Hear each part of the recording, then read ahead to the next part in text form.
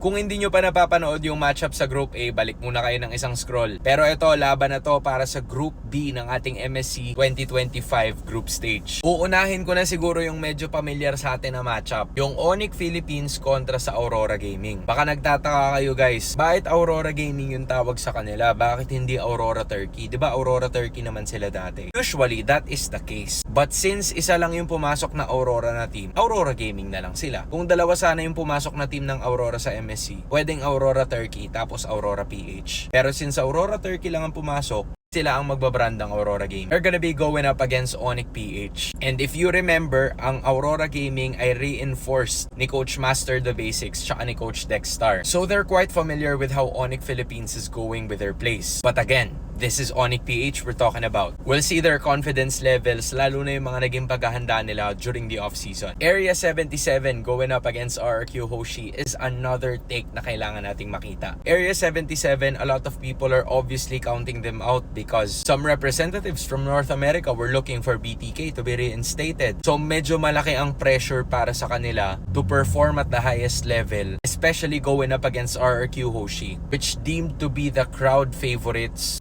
but not the tournament favorites to win it all. Gets nyo ba? And then there's Team Spirit kontra sa DFYG. Kiel VJ is on DFYG's team. He's been there for a while and they have been dominant in the Chinese MLBB scene. Pero ganun din naman kasi yung nangyayari sa Team Spirit. I think Kid Bomba and the others have built a very strong roster that could always take them into the international stage. But it's only gonna be a matter of how and will they be able to break the top 4 or top 6 kasi madalas nandun sila. And then a usual Malaysia-Singapore rivalry is gonna be between Team Flash and Homeboys. Yung Team Flash kind of familiar already. Nandyan si Curtizy, si Hades, Diablo, and the others. You probably know them kasi palagi naman silang nagko-compete. Ang magiging challenge dito ay nasa Homeboys. Anong klaseng laro kaya ang ipapakita nila sa atin considering that it's been a while since they made it back dito mismo. Plus, this is a new era of Homeboys. Some people from other regions probably don't know much about the players that they have now, but it's gonna say a lot kung paano sila magpe-perform. Ang apat ko siguro dito should be Onyx PH, RRQ Hoshi, Aurora Gaming, and DFYG. That's it for me. Sino sa inyo?